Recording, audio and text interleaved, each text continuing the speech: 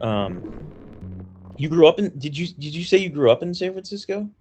I was born there, but I was raised in Sacramento. Oh, okay. Born in San Francisco, raised in Sacramento. Yeah, and it's funny. Sacramento, there it's where I grew up in South Sacramento. It looks almost exactly the same as it did when I was a kid. There's been very little development, but Interesting. it's neither blighted or gentrified. It's almost like it's been in a holding pattern. You know, Wow. what used to be a video store is replaced by something else now. Things like that have changed, but there's still something there. But I haven't seen buildings being torn down and replaced, nor have I seen them totally abandoned, falling into disrepair. It's just sort of like it's weirdly stuck in place. I Uh, see. I would think that Sacramento would be ripe for refugees from places like LA and the Bay Area to want to like find another city to gentrify, but it just hasn't. It doesn't seem like that's happened. right. I mean, yeah.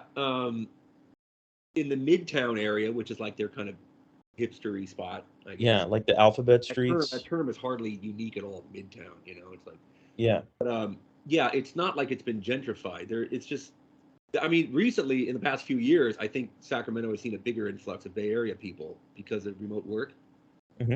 But it's still this sprawling metropolitan area where little has changed, and overall, it has been closer to. I used the term blighted before as the opposite of gentrification, but that's a little too strong a word. But it's being sort of hollowed out, Uh-huh. like you know about the like the Arden Mall area, Arden Arcade Yeah, area. yeah. Oh, yeah. Yeah, it's largely the same as it's been, but there's more empty stores. Um, yeah, I've noticed that out there. The Arden Mall itself, I haven't been inside the core of the mall, but there was a movie theater and a Barnes and Noble there. There's a little spot there on the edge of the mall, and it's sort of like everything's sort of like flying at half mast as far as like people in their shopping. It's like Yeah. barely hanging on. Um, yeah, Sacramento, you think would be kind of like completely gentrified in its core, like Yeah. downtown, and like the adjacent neighborhoods have a lot of nice historic homes, but it just sort of stays the same.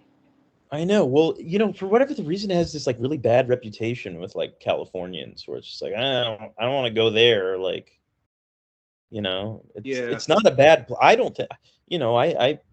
I've had pleasant times there when I've gone there. I mean, it's not super exciting or anything like that, but it just suffers from being like it suffers relatively, right? yeah, Just because LA and the Bay Area takes so much of the attention and the kind of cultural activity of a cosmopolitan sort, I guess, that yeah, even Sacramento, which is better than average across the country, is just yeah. it's not where LA or San Francisco or Oakland is at. No, my Oakland parents is are. like very depressing actually. The last few years, it's quite like dilapidated, and I was Which? jealous. Oakland, Oh yeah, Oakland. Yeah. and I had moved out of Sacramento to be in the Bay Area, like so many people wanted to do, and I'd been out there for so long that when I came back to visit Sacramento, I was kind of jealous of its like kind of like revitalized kind of vibe, in the Midtown Yeah. area. Whereas Oakland, is for all that you hear about the threat of gentrification in Oakland, it's It hardly really. changed. There has not been like some kind of flurry of buildings and people being thrown out of homes and things being demolished and razed so something else can be there. There's really not that much of it. You hear a lot of Mhm, that rhetoric just because of the nature of the kind of people who live there. So even if it's happening a little bit, you'll hear about it. You can't miss hearing about it. But mhm. just relative to anywhere else or a lot of other places, say like I don't know, New York City in the '90s and the 2000s, it's hardly being gentrified. There's not much really happening there. Well, when earlier in this century, or in the last decade, the 2010s, I Yeah. had a lot of friends from the Midwest move to Oakland for music and that kind of thing. And then there was this so I knew all these people who lived in Oakland and were like kind of slumming it or whatever. And then there was this terrible accident, this fire Oh, at this ghost ship. warehouse, the Ghost Ship warehouse fire. And I felt like, I mean, and everybody I knew who lived out there was there at that fire. And I know somebody who I grew up with who died in that fire. And I feel like that just ended whatever was potential, like that was so monumental in the history of like the Oakland kind of like art and music Yeah. gentrification trajectory. I think it really affected that. Yeah, I know one guy who died in that. I didn't grow up with him, and I didn't know him very well, but he was the boyfriend of this woman I'd lived with in a warehouse north of Jack London Square in Hmm. Oakland. Yeah. And yeah, that did sort of put a damper on things, like the whole vibe of like kind of renegade parties or just nightlife. Um, and it's weird because I remember people the way that they would talk about whoever was operating Ghost Ship, how they were just so obviously extremely negligent and all of that. Hmm. I was thinking, well, I mean, we've all been to parties where there was just as much negligence. It looked a lot like I don't know if I'd ever been to Ghost Ship. I don't think I've been to that location, but I'd been to cluttered places with too many people partying at like 4 a.m., 5 a.m. That it like it's really just. I think I was just lucky. A lot of us were lucky that something like that didn't happen in these other places. I, I feel the same way. Like I was a musician and played in venues that were completely unregulated and unsafe, and I just never it was never an issue. It could have easily been me, there. Yeah, Um, I feel like that was the end of something, not just in the Bay Area, but more broadly in yeah. I society. believe that was 2016. I believe it was 2016, maybe 17. Um, yeah, I think you're right. I think it was 2016. Yeah, so it felt like kind of an end of an era in some ways, but so did COVID. Yep. I mean, go if what Ghost Ship did to nightlife was a pinprick, COVID was like a sword coming down on you, right? Yeah, Like a beheading. that really that really screwed everything up. And Yeah. that happened to coincide with me, like a couple years into my 40s and kind of growing out of that kind of thing anyway. But yeah, in a way, Ghost Ship was sort of a precursor to this kind of to the COVID era of moving people away from the very corporeal, uh, flesh and blood in your face experience, just Yeah. life really, as far as or at least recreationally. Yeah. And like yeah, and some people have said that like COVID sort of propelled everything about 10 years forward. Like there were already these trends underway of people becoming a little more pod life, not going out as much. And then COVID kind of propelled us to 2030, where it would have happened on its own, but COVID was this big kind of exogenous shock that sped up the process. Yeah. Um, Yeah. Totally. I agree. Especially on the I've been work from home front, especially on that. I think even by 2030, that would have been like pulling teeth trying to get employers to do that. Yeah, no, it totally it forced work from home. Yeah, And work from home wasn't going to be a thing unless there was some kind of event yeah. that forced it to happen. I agree. Internet had been promising this since the 90s, like, oh, we could work it from anywhere, paperwork will go away and all these things, but it never really, it was happening at a glacial pace, moving toward that kind of thing. And then just this, it took that to realize how much that actually was feasible. And I Were don't, you were you working in an office before COVID? yeah, I had a hellish commute. I was getting up at about 5:15 in the morning, coming home at 7:30. I was living in Oakland and working in Palo Alto. And yeah, so I went from these 12-hour days and coming home at night having about 3 hours to myself to do whatever until I had to start all over again. I went from that to work from home every day. Yeah. And it's kind of ironic. I was thinking the other day there was this guy who was let go about 2 weeks before we were sent home for making people uncomfortable in the office. And Yeah. if you just held on a few more weeks, that would have been a non-issue. I know. I was just I thought about this when COVID first started, where I was like, HR is gonna retract. Yeah, They're not gonna have as important of a role. maybe they'll find shit to do, but Yeah, I mean, it just seemed like those weird people that are just weird at the office are it's going to be fine for them now. yeah.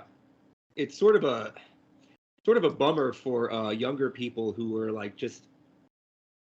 Well, I don't know how much. I mean, I don't know how much of a bummer it really is. I guess in some ways it has to do with your attitudes toward the workplace and maybe even capitalism or something. But some people are quite excited about their first day on the job and meeting Yeah. people and getting something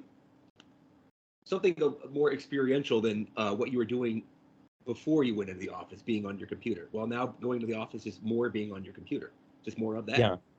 So I didn't mind when we went that. To me, it was a welcome relief because Yeah. I already had years of in-person workplace experience, and if you're younger, trying to I guess socialize through your work. It's such an Yeah. American thing to have to say or do in many ways. Like if you were looking Well, forward to that, this put a huge dent in that. When you look back on 10 years of work experience, and all you can remember is sitting in front of my computer, again. Like you don't have it's not like yeah. the clear demarcation of I was in this location with these people, that location with these people, and I remember them standing next to me. I remember how we went to this place for happy hour, whatever. They're not going to That's a happen. good point. Well, it just forces people to have to seek other ways. And I mean, that was what the whole thing about going out to the mall was all about for me. Was like I'm not seeing anybody anymore, you Yeah, know. And they're gonna have to go and do other activities. They're gonna have to take classes and take an art class or whatever. I mean, that's just gonna people are gonna have to find other stuff. yeah, I'm fortunate. I get to spend a little time I get a little camera time at work, but that's not the same. yeah. There's no in between time, where I just like stop off at somebody's desk and I'm like, "Oh, you like hockey," or whatever, right? Yeah, you actually have to be a little bit sort of a little more conscientious and on top of things working from home as far as what people overhearing you.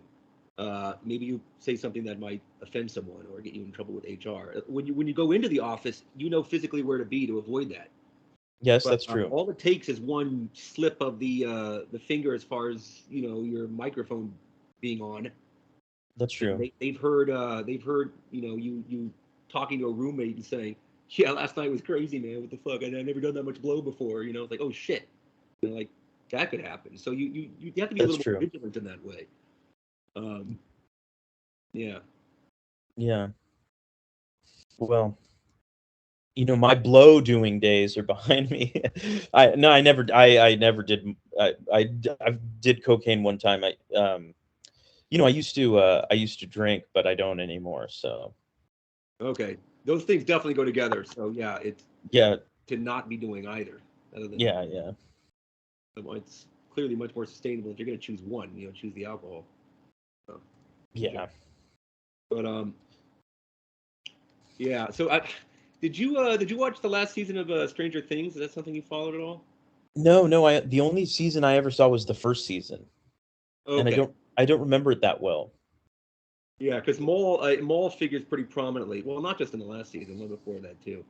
Um, there's a mall that these '80s kids are jazzed about, like hanging out in and getting jobs at, Sure. called the Starcourt Mall, and it turns out it's a real mall called the I wrote this down here, Gwinnett Place Mall in Duluth, Georgia, Oh wow. and yeah, so for a lot of people, working in a mall was kind of it's the stuff of their formative years. They wanted to work Totally. at a mall store very badly. I actually didn't experience that. In fact, in the '90s, I would have thought that working at the mall was sort of lame. I wanted to be like at an indie record store in downtown, Sure. not like in a suburban mall type place. But yeah, that's a pretty big deal for a lot of people. The mall experience as far as early jobs. Yeah. Did you were there any bands that you liked from Sacramento? Um, I did like Hella. I played a show with Hella. Really?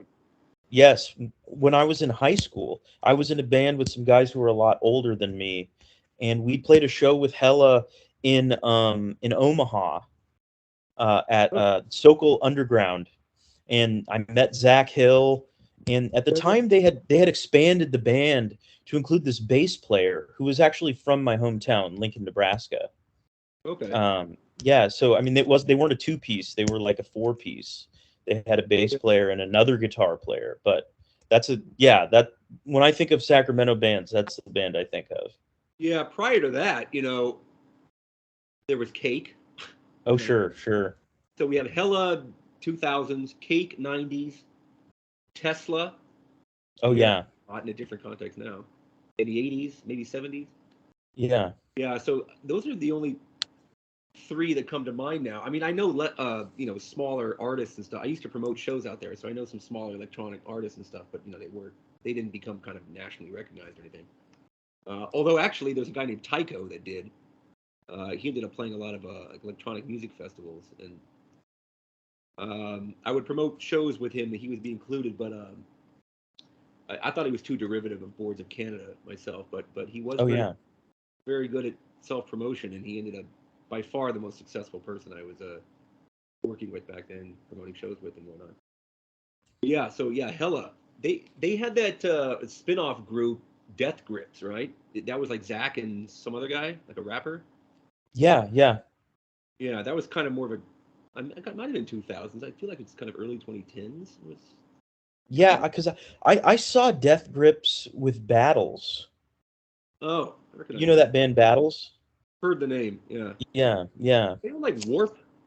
I think they They battles. were they were they started out on Warp Records. Okay, yeah, yeah. Yeah. I don't know what their later labels were, or maybe their first record was out on oh, there was this Baltimore label. I Oh, forget what it was called. But that was this Baltimore label that there was a Cass McCombs album or two that came out on that label, and this band Oxes that I really liked that were from Baltimore. okay. Um, I think there's a label called like 555 Record, 555 Records. I think it's Philadelphia though. let me look this up, this because I Yeah. want to know now. Um, okay, so the label was called Monitor Records. Okay. Monitor Records, but they were actually from New York. But this band Oxes that was on there that I loved a lot, they were called Oxes. I Okay. could be wrong about this. That it's from New York though. Yeah. Monitor Records, Baltimore. Oh yeah, that okay. So yeah, it was Baltimore based. Okay, okay, yeah. And Battles had a couple of EPs that came out on that label. Um. Okay. Anyway. I don't know um. too much about Baltimore music. There was like kind of a electronic white rapper guy, or I didn't put those words in the right order, but you remember Kid 606, all of that? I've heard barely. I know the name. Okay. Well, I was. I guess I should say for disclosure, that's not the right word either. I was involved in like electronic music. I know more about that than like a lot of bands. Hmm. And there was a guy named Sex, CEX. I saw Sex. Oh, you did? Okay. Yeah, yeah, yeah. I saw him, and he would rap. He didn't just do music. He would rap, and when I Yeah. saw him play, yeah, Yeah. It's he didn't funny when I rap. think back on the 2000s was like kind of I think peak white people flagrantly having fun with hip hop in a way Yeah, it's not really tenable now. I think sure. it would be accused of appropriation. It's just all very kind of jokey and clownish. And Yeah. but yeah, in that period, um, yeah, the period of the era of peaches, I like to Yep. put it on. Yeah, there was a lot of that kind of thing, like sex going around, CEX, and like-minded artists. Well, and then there was like white rappers who were coming out of like Minneapolis. There was like independent rappers and stuff. Yeah, remember Anticon and those kind of I think it's from the North Bay, Anticon Records. They had kind of a lo-fi hip hop sound. Yeah. Now to be a white rapper, you would have to just be extraordinary. You'd have to be better than Eminem. You know what I mean? You'd Yeah, have to just be a once in a lifetime, and even then, maybe it might be difficult. I don't yeah. know. Weird because like compared to the '80s or something, like it's much more perfectly legitimate to be like a white rapper. Like if you were rapping in the '80s, it would most other white people would have been like, what are you doing? Like this is Yeah, that's one of those black people thing, right? So like it's just very normalized now to have white rappers. But you know, it needs to be sort of signed off on or vouched for by the black community in a way that like these sex type rappers in the 2000s didn't have. right. There was a guy named Gold Chains, kind of a techno rapper. Put it like I could describe it that way. And you know, he was always being interviewed by like electronic music magazines, and his milieu was basically those kinds of people, and in like the indie music kind of scene. And he was asked Yeah, like, "Do you have any like, what's your relationship with the hip hop community?" He says, "I have none." You know, so yeah, I don't think you could do that as flagrantly now. They'd be like, "What?" You know, it's got appropriation written all over. I think it'd be the way they look at it now. yeah. It's limiting. You know, I would love to have an R&B career, you know, but maybe I can. If I had an R&B career, it would be targeted solely towards white racists. Yeah, I mean, like people like like the legacy of someone like Michael McDonald is perfectly intact. Oh, You totally. you know, so there are ways you could do that. I mean, isn't like gosh, I feel so old when I name drop someone like this. Does Harry Styles do that kind of thing? Doesn't he like Maybe, yeah. I like don't know. I don't know. I actually don't know what music Harry Styles makes. sounds like a really old fashioned name. Um, Yeah, like an actor now too and everything. But yeah. yeah, I haven't listened to a lot of new music. Like, I still listen to the same music that I listened to when I was 17, yeah. Music I listen basically. to probably it's in that range from 17 to maybe 30. So I I see. said earlier that like 85 to 2000 was formative, and it is. But I was still paying attention to new music, and up through about 2010. After that, it's sort of incidental here and there. I might be new. Sure. So I guess I'm Did sort and of did you leave the and you left the music industry entirely? Like, well. I was never in the music industry. I was just like a promoter and stuff. well, Not a very good one. I mean, I was promoting like kind of esoteric European electronic music in Sacramento, and I had yeah. a weekly. Or it wasn't a weekly. It was a might have been a weekly. I don't even remember. At least a monthly on a Sunday night. So trying to get Oh, that's tough. people out to see some obscure electronic act from Germany on a Sunday night is uphill battle. Sure. A lot of that. A lot of you had to go to other people's shows if you wanted them to come to yours. You really had to just be in the scene in general. And I was Yeah. kind of a precursor to the pod life thing we're doing now. I was just kind of at home on the early internet looking at like hyperreal.org and like low quality MP3 samples of songs and buying records from a Bent Crown in Cleveland. Nice. That's the thing I hated about being in independent music was just that I had to be out at the bars meeting like just like I had to be in order to stay relevant, like I had to be at a bar like every night, like talking to the same people and then go to all the shows and it was like time I was just like I don't want to do this anymore. Yeah, I'd it's like rather just weekend warriors. You gotta if you only went to shows on the weekends, you wouldn't be doing it right. You got to go out on Monday nights and Wednesday nights and yeah, it sucked. And it was never like it was rarely memorable, like going to like seeing local bands like many, yeah. many of which sucked, you know. Oh yeah, I lived with mostly female musicians who had gone to Mills College in Oakland. Oh yeah, yeah, It was it was fun. It was crazy how much they would like undermine each other. The second they were out of each other's faces, they were just like bad mouthing each other all the time. And yeah, but when they were together, it's like, oh, I loved what you did. Oh my God, how'd you think of that? But it just, I felt like none of it was genuine. yeah, Like everyone knew who the really good artists were, and uh, um, they were sort of too busy like going on tour Yeah, and I stuff mean, to just be always in the area attending shows. really good musicians were like gliding above all the activity that was happening.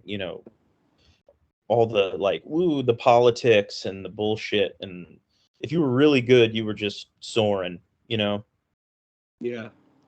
a lot of people were sort of occupying the space between like legitimate musician and just scenester, you know, Right. and so a lot of people be in bands as a way of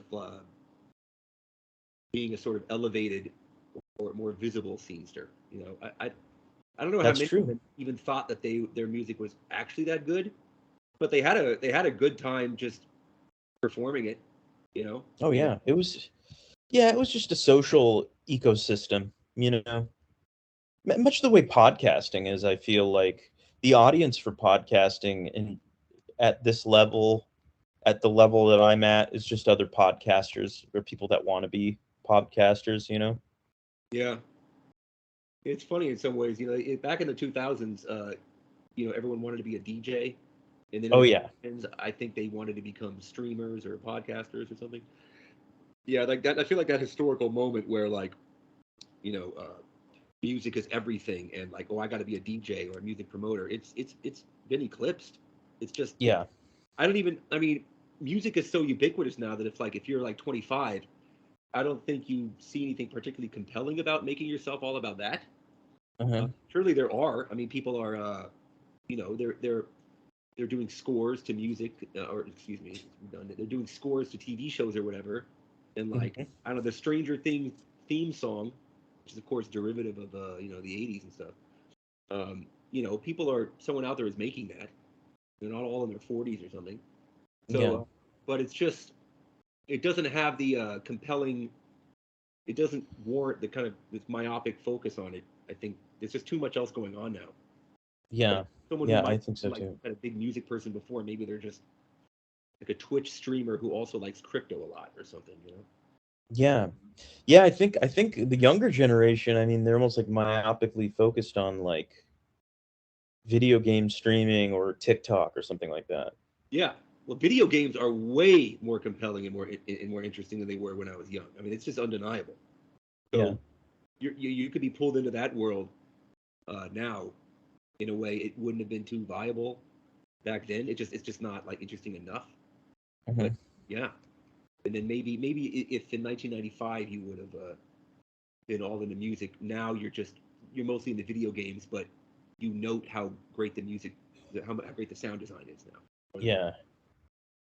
Well, it brings up an interesting point that, we're all kind of so siloed and there's so much stuff out there and so many options and stuff. It's really hard to picture anything, one thing, whether it's a book or a movie or music or even a podcast, having like being like this monumental thing that everybody's like, oh yeah, that's great. We love that. That's like a totem, you know? Yeah, It's almost like the masterpiece is something that you make for a small amount of people who are into whatever it is that your subject matter or your medium or whatever, or your scene. But there's not going to ever be like an over culture thing, like a Michael Jackson's Thriller, or like I don't know, like something a yeah. Tarantino. It's part of the decline of mass culture. Yeah. Like and even the decline of, well, trying to tie back to malls. It's a little bit not analogous or anything, but yeah, the kind of I feel like movies are doing a better job just because there's not as much of it and it's so expensive to make some like really big deal movie that True. people are sort of on the same page with that, but musically it's just blown wide open. Totally. Have Um, you seen a movie that you really like recently, like in the theater? it's easier to remember the last movie I saw in a theater than one that I really really liked. Um, I saw I saw Bullet Train. I think that was the last one, and that was like 3 months ago. Like going to the theater now, it was already on decline before COVID, and now that streaming is just so off the charts now, all the options and stuff. Yeah. I mean, I saw Tenet. I had actually had to go to. I was living in Bay Area in like fall 2020, but I had to come out here where I am now to like Republican Diamond Springs to to get to a movie theater that was open for me to see Tenet. Mhm. So I thought that was pretty damn good. That's like a Christopher Nolan deal, right? Yeah, yeah. I didn't see it. I saw The Northman, which I thought was, was a Oh, quality production. Like it was a movie that it was like a quality movie. Like it didn't ring my bell specifically, but I thought yeah. I respected it. This seems like a golden age of like Viking type shit or something. Yeah. It's just so much of that. Um, I really liked, speaking of Viking type stuff, Valhalla, that movie that Nicholas Winding Refn did. I don't know if you Oh know. yeah, he's very good. Yeah, I have not seen that one. it has Mads Mikkelsen who played Ham. Yeah, Yeah, it was a little bit unusual for that director because he does a lot of kind of like 80s style noir, uh, sure. urban crime type of thing. But yeah, he was all over the place about 10 years ago, and he had this. He seemed to put Ryan Gosling in a lot of his movies. Oh yeah, Uh, yeah. they had like almost like a Ryan Gosling trilogy. It was Drive, and then one called Only God Forgives about a like a was it kickboxing, like a Like an boxing. MMA kind of deal. Yeah, in Bangkok. Yeah, that seems like a cool He movie. had one other one. Forgot. Yeah, no, I know what you mean. Yeah, well, that's a kind of guy who, he's a cinephile. He believes in quality, like Yeah, it's not just whatever, um more like the Marvel kind of thing, which is not really yeah. about cinema so much. Movies are being taken over by a kind of serialized comic book thing you see with Marvel, and then a Exactly. few like big deal kind of flagship films. Like I think of all the random crap from like 80s and 90s that were put in theaters, and I just don't see it happening now. Like No, no. it would so obviously go to streaming. It's just not enough reason for a broad swath of people to want to go see it. Niche interests, shit, clerks or something like that. I don't Yeah. imagine something like that being in a theater. No, no, but they're yeah, yeah. There's the cool thing that I like is that now the theaters will program nights where they just play old movies, Yeah. like I went and saw what was it called? Ver, Event Horizon. Like I saw that on the and it was great. I had a great time. Yeah, I like that one. That's one where I realize objectively it's not like a very good film. It's kind of tacky, but I liked it back in the day. Yeah. It had Prodigy on the soundtrack. That was funny. Oh yeah, it's definitely like a proto Matrix. Like it's got like Chemical Brothers or whatever, and like Yeah. yeah, yeah. Yeah, It, like it's suddenly, like if that movie had come out 5 years earlier, it would not have been all like electronic music heavy. Like it was so in no, vogue, like starting around '96. Um, yeah. there was that movie The Saint with Val Kilmer, also had Oh yeah, and that was chock full of electronic music and did you ever listen to that band Propeller Heads? Or it was like two yeah, guys maybe. yeah. They Was were it all over. like Big Beat, that genre, Big Beat? Yes, Big Beat, and it was like the Matrix soundtrack and Yeah. other stuff. I think 1995 was the year it shifted because there was that movie Hackers, which was Right. they actually had 3 volumes of that soundtrack. The soundtrack Jesus. was a bigger deal than the movie. Like it was like wall that then the movie must have just been wall to wall music, like not a moment without it. Yeah, there's a lot of a lot of like rollerblading down Manhattan streets to some kind of pounding techno music. Yeah, yeah. Yeah, Strange Days came out that same year. It was pretty rock but pretty electronic too, and Virtuosity with like young Russell Crowe also. Oh So yeah. yeah, it was like this burgeoning awareness of the internet. There was that movie The Net from '95, and basically from '95 Yeah. forward, when just the internet and electronic music, it all was kind of came together in people's heads. So it was this kind of moment. Yeah. Yeah. Yeah. The Saint, oh man, I had the Saint soundtrack. Uh Yeah. the Saint soundtrack is better than the movie. The movie is was like a flop, I guess. But it Yeah. was on I HBO all don't the even know if I time. So saw I it, s- honestly. so I saw it like 7 times. Yeah.